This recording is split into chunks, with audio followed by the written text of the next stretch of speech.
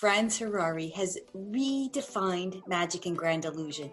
His signature magic creations are aptly called mega illusions, and it's those impossible effects that he himself invented and performs that make his mega elaborate modern shows and productions truly one of a kind. A mastermind of manipulation of the press and publicity, Franz creates a noteworthy buzz everywhere he performs. His publicity stunts are awe-inspiring and generate true intrigue before his performances begin. Here's an example. The London Tower Bridge became invisible at his command before the start of his appearances in the UK. In India, he made the Taj Mahal vanish. These impressive feats guarantee that Franz's shows are sold out and audiences know of him and about him before the first performances. With rock star good looks, cutting-edge state-of-the-art technology, and an inventor's vision, Franz's career spans over 4 decades. In short, he's a globally proven magic superstar. His illusion creations have been performed by top magicians such as David Copperfield. He's created original magic for A-list mega celebrity stars such as Michael Jackson, Cher, Missy Elliott, and Usher. I first met Franz in 1999 at David Mackenzie and Gay Blackstone's World Magic Awards, televised at the Hollywood Palladium. At the time, Franz was a huge magic celebrity, but he was charming, approachable, and had a mischievous presence that was very engaging. The charisma the audience responds to is real. Welcome, friends. I'm so excited that you're here today and that you'll shed a little bit of insight and experience about what it's like to work with Gay. Can you tell us how you met her and when? I met her when I was 13 years old at Abbott's Magic in Colon, Michigan. And of course, it's more than that. She's Gay Blackstone. She is this iconic, this god of magic. So that time when I met her, the dynamic was very, very different. But then, of course, eventually we became friends and we worked together. And I can say that we've been friends for 40 years, something like that. And in that time, I've watched her evolve. When I met her, she was Harry Blackstone's wife, and then that all very much that developed, and I watched as she became first a director and then a producer, and now it's to the point where she is a go-to for so many magicians worldwide who want, and myself included, who are looking for an outside eye to be able to get a fresh take on what they're doing. She actually worked with you in Asia. Can you talk a little bit about that experience? Most recently, I did a project in Macau, a place called House of Magic, which is basically, it's a fixed attraction with multiple theaters. One of the theaters is a version of my touring show, Mega Magic. And again, I've been doing this now for like 100 years. So I've kind of, like we all do, I've fallen into my groove. I know what works. I know how to use LED video, light, sound, staging, and I've become successful enough at it to where maybe I've become comfortable because I fall into formulas that I know are going to be rock solid for me. But that also means that I'm repeating formulas. So I brought Gay in to look at the show and kind of rip it open and say, what if blah, blah, blah, blah, blah. But I brought her in not for a specific job, but just for her to kind of mess with things and kind of give me a whack in the back of the head and say, why are you doing this? Is this the way to go? And she sees a lot. She sees opportunities, sometimes flaws. I like to think, in my case, opportunities in staging, in direction, and again, things that over the years I've developed these formulas, so I'm kind of locked into them. But to have her look at it and go, why are we doing this? And is there something else? Even if there isn't, it's like that kick in the butt. It gets the left side of your brain stimulated to where you start rethinking your own process. So that's who she is to me. But I can say, and this is kind of a long answer here, but I can say I've watched her in so many other capacities, working for other magicians and performers and really all kinds of shows, where she has taken relatively new shows and new acts and ripped them apart and reassembled them and elevated them.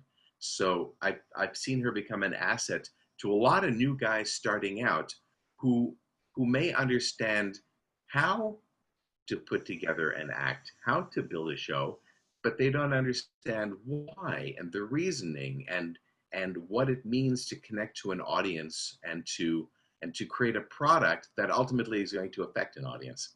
So that's a long answer to a short question, but honestly, I could go on for a while, you know.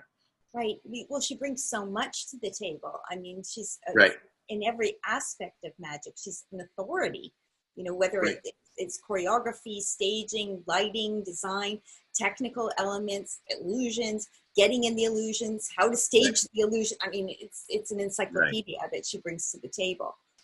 What is the difference working with her as a consulting capacity as opposed to working with her in one of her television productions? That's a good question. Boy, how do you even approach this? Okay, so to back up a little bit, 20 years ago, I hosted the first season of Masters of Illusion. Of course, I worked very closely with Gay, and it's really the same thing. What Gay does is she sees the big picture, and she understands the most direct path to getting a result.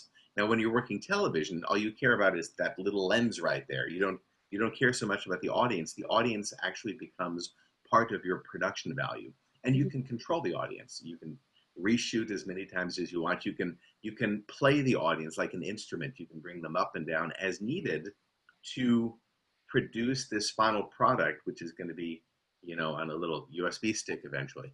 So Gay understands all of the different elements. She understands how to use all of her toys, how to use cameras, position of cameras and camera motion and lighting and sound and staging. And she can look at something through a screen and analyze it and figure out, does it work? And if it doesn't work, what do we need to tweak? You know, in television, it really is a different medium. It's one can argue it is completely different from live. So it's her understanding of that technology and of that game that then allows her to apply that to magic, which is, of course, her, you know, her root in the first place. Right.